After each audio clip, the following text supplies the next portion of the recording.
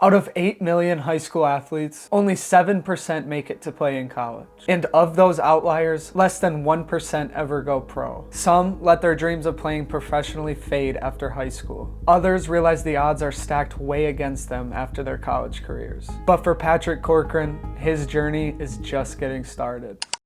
I'm chasing a dream that I've had since I could remember, and I'm gonna keep chasing it whether people believe in me or not.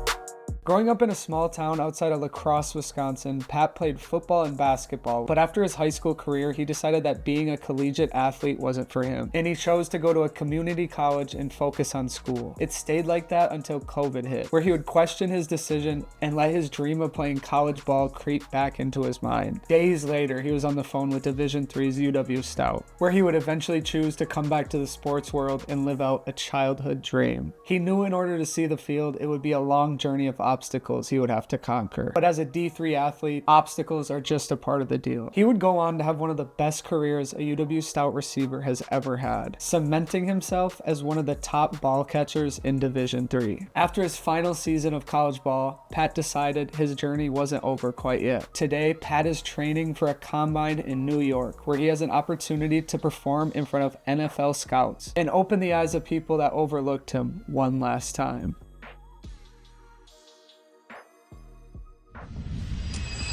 And today we're going to UW-Stout in Menominee to see what the day of a D3 player trying to make it in the NFL is like. What's up, y'all? I'm Patrick Corcoran, and I'm trying to go from D3 to the pro level. Welcome to the cribbo. So right now, we're just gonna go make some breakfast. I like to get up about 2 hours, an hour before I have to do anything, just so I can get some nutrition, get my stretching and all that kind of good stuff in. The go-to right now for this morning is eggs, bacon, and pancakes. You know, something easy, something quick, good carbs and protein. In about an hour, I'm gonna go work out at this place called ETS. Basically, they just train you how to develop speed, you know, change of direction. Yeah, so right now, it's about 7:40, and I'm gonna go work out around 9 o'clock since they're open earlier on the weekends. Big names you guys probably heard of is like CJ Ham and Adam Thielen. You know, they work out there. And just knowing that, you know, if professionals use that system, then, you know, it obviously must be working. And while the eggs are baking up, I'm gonna get my pancake mix ready. Something easy, something simple. My boy Van tokening. I just like to say, first of all, bear down, Stout up, Pittsburgh down. Nah, Say wild. so. Nah, that's wild. So I gotta do a lower body today, so I got this app called, and it just kind of helps me target areas that I want and just certain areas too, like my ankles, hips, legs.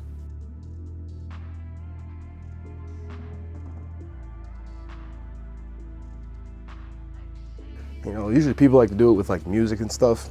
I'm a little different, kind of weird. I just do it in, you know, quiet, so then it's more like focus. I can focus on that mind-muscle connection.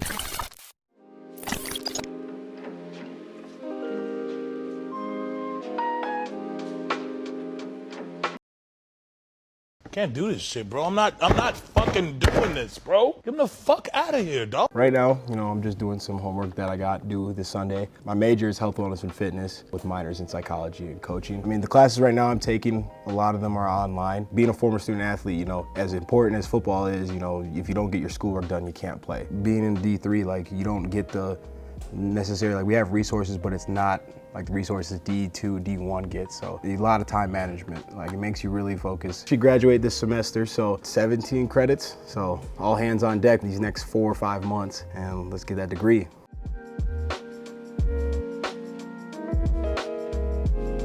This is the Hall of Champs. During the season, a lot of guys come in here before the game, a couple hours before it.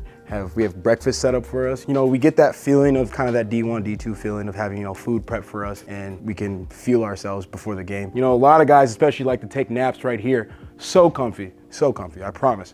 You lay down for 5 minutes, you'll be sleeping for about an hour. When we come in for games, we watch College Game Day.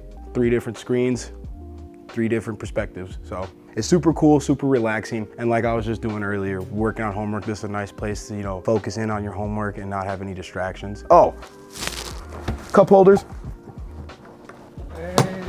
Man, So you get that, you know, living lavishly type feeling. I'm Patrick Corcoran, and I'm from Melrose, Medora, Wisconsin. 24 years old, and I'm about to start my journey, hopefully to the pros. I just told myself I want to play again. You know, started making my own workout programs, whatever it was to kind of get back in shape. And at that time, I was texting an Augsburg coach, Coach Cooper.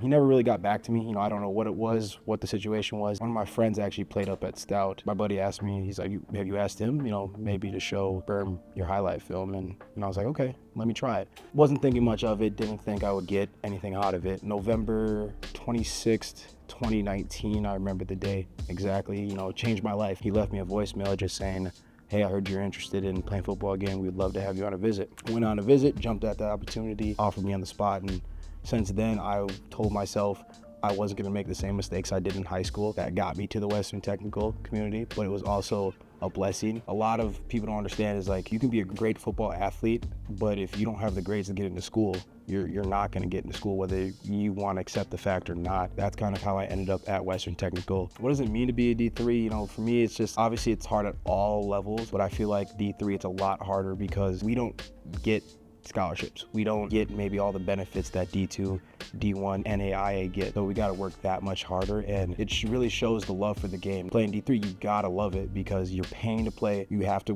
focus on school as well, time management, and then, you know, it's a grind. It's not easy. A lot of people think D3, oh, disrespecting it, you know what I mean? And, you know, like you said, we have a lot of dogs here, and I think a lot of people don't understand that we got dogs in this division. It just gets overlooked. You know, I try to remind myself that, you know, I'm here for a reason. I made it this far. You know, Proverbs 3:5, trust in the Lord with all your heart and don't lean on your own understanding. Sometimes I don't understand why I have doubts, but I gotta trust that, you know, I can do this and believe in myself that I can do this. What's the plan? Right now, currently, you know, obviously finished school. I'm gonna try different combines, different tryouts. You know, I got a tryout coming up here in the next week and then a couple more the following month. So the plan really is kind of do those and then kind of see what opportunities lie ahead. Obviously graduate, that's the whole point of going to school, you wanna graduate. But then after that, you know, if I get opportunities, and that's all I am about is opportunity. If I get an opportunity, I'm gonna jump at it. I've actually tried out for a local arena team just recently, just before we got back to school, and it went really well. I got great feedback from the coaches. Coming from D3,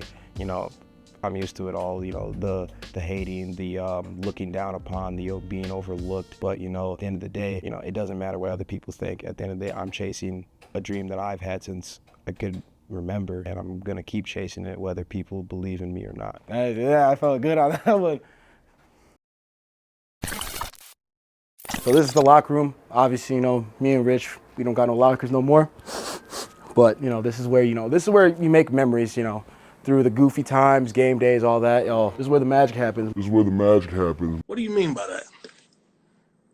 My locker was right here. Now it belongs to Owen Abler and Kyle Nelson, you know, pass it on to the next generation of Blue Devils. Compartments, so, you know, they keep creatine, pre-workout, all that stuff. And then, you know, up here, keep your clothes, shoes, whatever you need for practice, workouts, all that kind of stuff. So. Yo, what up? What up, Lev? Former best receiver in the Wyatt, current best corner in the Wyatt, you already know.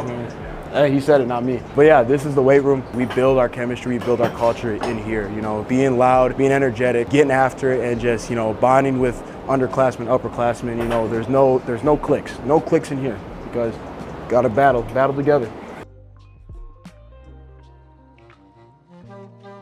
This is the NPR. This is where we do a lot of our speed training during the spring. A lot of us football guys like to get after it in intramurals in spring too. This is kind of like recap of our season, you know, big things that happen. You know, we upset NAIA, Dickinson State, upset Whitewater, upset Oshkosh. And then, you know, decade of dominance, you know, Eau Claire can't hang with us. For 10 years, they can't hang with us, still can't hang with us, so. Eau Claire sucks. Eau Claire sucks. You guys notice these pictures, obviously. These are like all of our All-Americans. Offensive line coach is Debo. Debo, when you're watching this, you owe me 3 anytime push-ups. When you see this video, give me 2. Tony Beckham, you know, dog, made it to the NFL. Even Jeff Azuga did, made it to the NFL for a little while. And those are guys that I strive to be like, you know, I wanna, you know, put Stout on the map.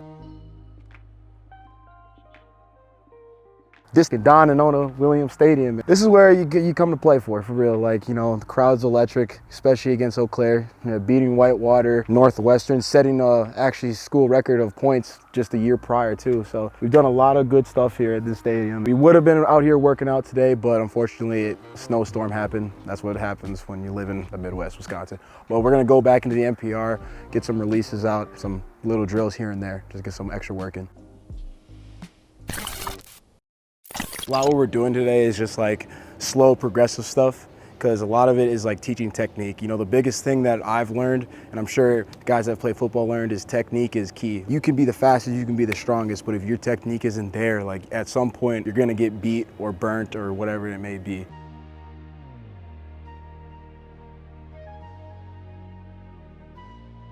When you turn, or say turn this way, take that arm, because it'll open. Yep, white line. Shuffle black, sprint, pass black.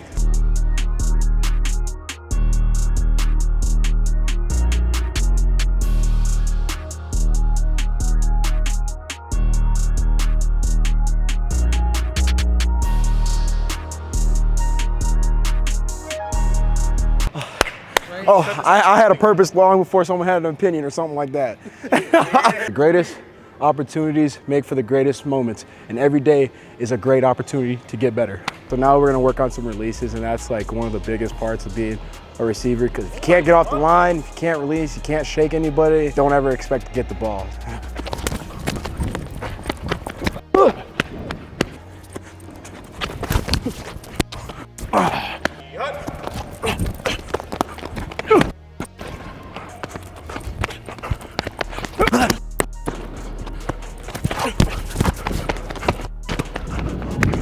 Oh, hey, come here. Give me that, come on, talk to me. All right now we're gonna do some one-on-one, you know, destroying type deal.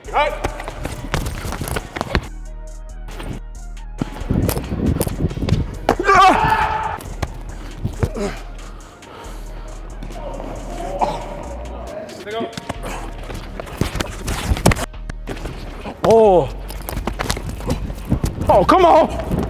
Oh, no! Appreciate you guys tagging along for a day in my life. You know, it's just constant work. Weekend, weekday, don't matter. Continue to work and hit that subscribe button if you about it.